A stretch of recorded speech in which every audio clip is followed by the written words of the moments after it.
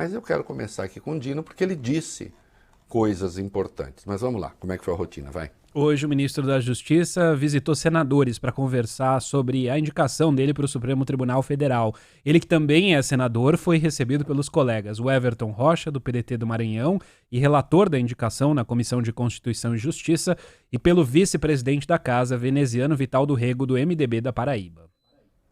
Isso. E aí, é claro que eu quase nunca fico imune ao nome do veneziano, né? Que é um nome invulgar, né? Tem assim uma pegada meio latina, não é mesmo? O Dino deu uma entrevista coletiva.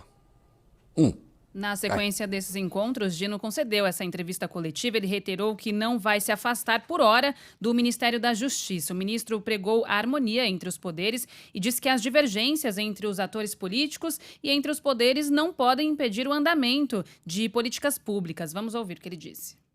Diálogo sempre com muito respeito, com muita humildade, muita ponderação acerca desse lugar ou da importância do Supremo Tribunal Federal para que haja harmonia entre os poderes.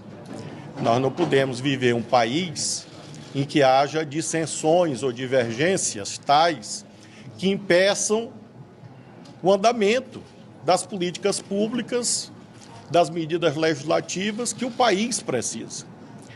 E o Supremo Tribunal Federal, como uma instância de segurança jurídica, guardião das regras do jogo, deve ser também esse vetor de harmonia no nosso país. E esse é o sentido principal dessa interlocução que eu busco fazer nesse momento entre a política, que eu tenho a honra de integrar, com essa trajetória profissional do direito e, quem sabe, tendo a honra da aprovação do Senado, cujo veredito será no dia 13, prosseguir nesse diálogo interinstitucional e entre os poderes nos termos da Constituição, que consagra a independência entre os poderes, mas, no mesmo preceito, determina que haja, além da independência, harmonia. Fala impecável. E, de fato, a Constituição fala nos poderes independentes e harmônicos. E isso é muito importante, porque quando você fala poder independente, se você pega a palavra independente ignorando que vem o harmônico depois, cada poder faz o seu próprio jogo. E de preferência interfere no outro, e interfere na rotina do outro, vai querer interferir vai querer mudar até o regimento interno do outro. Aí fala, eu sou independente. Não, é independência com harmonia. Também cita o fato de que ele junta a política e o direito. Porque ele tem uma trajetória política. Ele é senador, ele foi governador do Maranhão 2 vezes, ele foi juiz de direito, aprovado, diga-se de passagem, em primeiro lugar, foi secretário do Conselho Nacional de Justiça, representou a categoria dos juízes, tem notório saber jurídico, que não é anulado por sua notória trajetória política. Ele encarna essas duas coisas. E é importante que alguém com esse perfil esteja lá. Não é? Se ele fosse um especialista em qualquer outra coisa que não em direito, sendo um político muito influente, eu ia dizer não. Mas isso é mentira.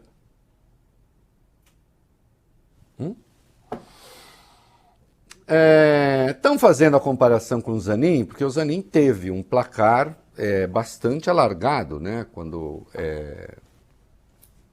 a votação teve 58 votos. E se esperava ali que fosse diferente, porque afinal de contas, advogado do Lula. Mas aí acharam, bom, muitos fizeram, a turma lavajatista, porque ainda tem, viu, o Vale Bene? Porra, sim. A novela Roque Santeiro foi feita por quê? Porque a viúva porcina. Qual o leitmotiv da trama, né? A viúva porcina era uma espécie assim de viúva do rock santeiro, né? Que depois se juntou com o poder local. Né? Nós temos viúvas porcinas da Lava Jato, de Sérgio Moro, né? Essas viúvas de homem vivo. Viúvos também.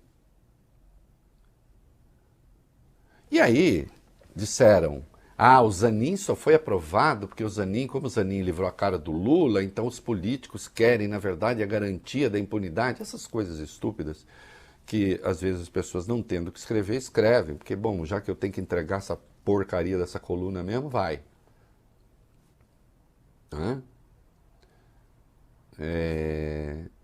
Não, ele foi aprovado porque fizeram perguntas ali que ele... Julgou-se que ele respondeu contente. Eu lembro da Damares Alves, por exemplo. A Damares Alves se encantou pelo Zanin. Tinha dito que votaria contra tal, e tudo indica que votou a favor. Agora, será? Vamos botar o vídeo aí, ele falando da comparação com o Zanin. Vamos lá. Eu não faço comparação, eu acho que cada nome é um nome, cada nome tem as suas características, tem os seus apoios. O que é importante é cumprir a Constituição. E assim como eu estou empenhado em cumpri-la, eu tenho certeza que os colegas senadores e senadoras, independentemente de Estado, de partido, ideologia, também o farão. Eu acho que é isso, né? E teve uma outra fala importante, e é esta fala que está dando, ali está gerando ruído, porque sabe como é, Larissa? Sempre há os idiotas. Né? A gente pode dizer assim, Reinaldo, o mundo não seria melhor sem os idiotas? Eu não tenho tanta certeza. Vai que o idiota tem uma função social, Larissa. Pode ser. Que é nos despertar e nos chamar atenção para a verdade, né? E para a seriedade das coisas. Dizer, não, ele é idiota, cuidado.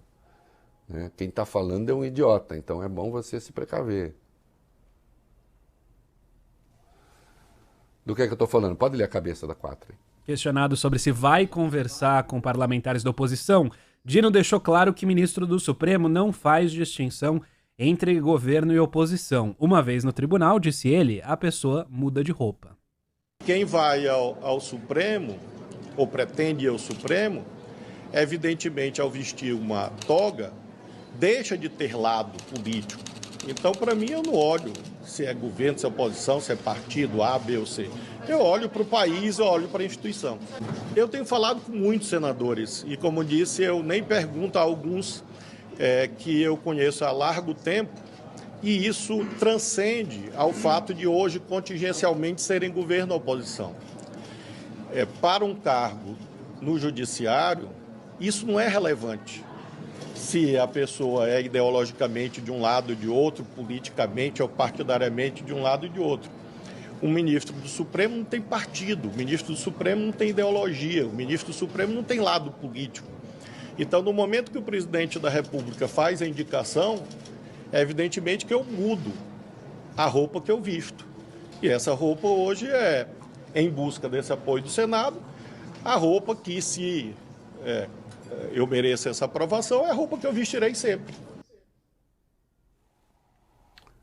O Noel cantou isso muito bem. Valeu bem, sobre roupa, será? Solta aí, vai. Minha conduta, eu vou pra luta, pois eu quero me aprumar.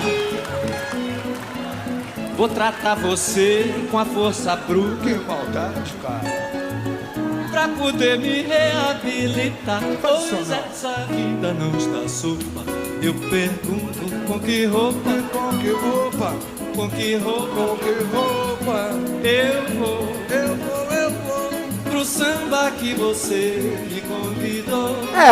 Pois é, é o seguinte, só que aí tá dizendo assim, eu pergunto com que roupa, vou mudar minha conduta, vou tratar você com força bruta. Não, é o contrário. Não é com força bruta.